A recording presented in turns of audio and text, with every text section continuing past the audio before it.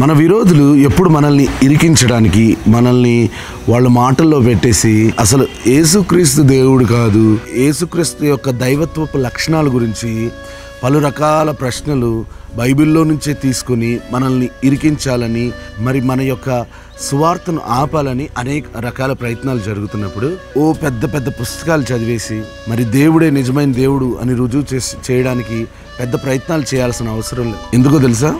లోకానికి మంచి చేసే ఆలోచన ఉంటే దేవుడే సహాయం చేస్తాడు. యేసుక్రీస్తు వారు సర్వలోకమునకు వెళ్ళి సర్వ సృష్టికి సువార్త ప్రకటించుడని శిష్యులకు రోగములపైన, దెయ్యములపైన అధికారం ఇచ్చి ఆయన ఈ విధంగా చెప్తున్నారు. లూకా సువార్త 21వ అధ్యాయం 15వ వచనం, మీ విరోధులందరూ ఎదురాడుటకును కాదనుటకు వీలు కాని వాక్కును జ్ఞానమును నేను మీకు అనుగ్రహింతును. చూడండి, చదువుల వల్ల మనం సంపాదించుకునే జ్ఞానము చాలా స్వల్పంగా ఉంటుంది, అల్పంగా ఉంటుంది. ఆనాడు మరి అపోస్తులు చేస్తున్న అద్భుతాలు చూసి లూకా అనే ఒక డాక్టర్, అప్పట్లో డాక్టర్ అంటే చిన్న విషయం కాదు, 100కో 1,00,000కో ఒకళ్ళు ఉండేవాళ్ళు. ఇప్పటికీ కూడా డాక్టర్ అంటే ఉన్నతమైన స్థాయి. అలాంటిది ఆ రోజుల్లో, అంటే ఈ రోజుల్లో MBBS కంప్లీట్ చేయాలంటే 5 years, ఆ తర్వాత కొంచెం ట్రైనింగ్ అంటే ఇంకో 5 సంవత్సరాలు వేసుకున్న 10 సంవత్సరాలు.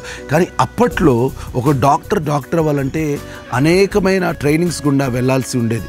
అలాంటిది ఉన్నతమైన జ్ఞాని లూకా, అలాంటి వ్యక్తే దేవుని యొక్క వాక్యానికి లోబడాల్సి వచ్చింది. ఎందుకంటే అప్పట్లో అపోస్తులైన పేతురు కానీ, అపోస్తులు కానీ వారు మాట్లాడే మాటలను రాజులు కూడా ఎదిరించలేకపోయేవారు, జ్ఞానులు కూడా ఎదిరించలేకపోయేవారు. అప్పుడు ఉన్న దేవుడు ఇప్పుడున్న దేవుడు ఒక్కటి కాదంటారా? మిమ్మల్ని ఆ జ్ఞానం చేత నింపలేడు అని అనుకుంటున్నారా? లేదు, నింపగలుగుతాడు.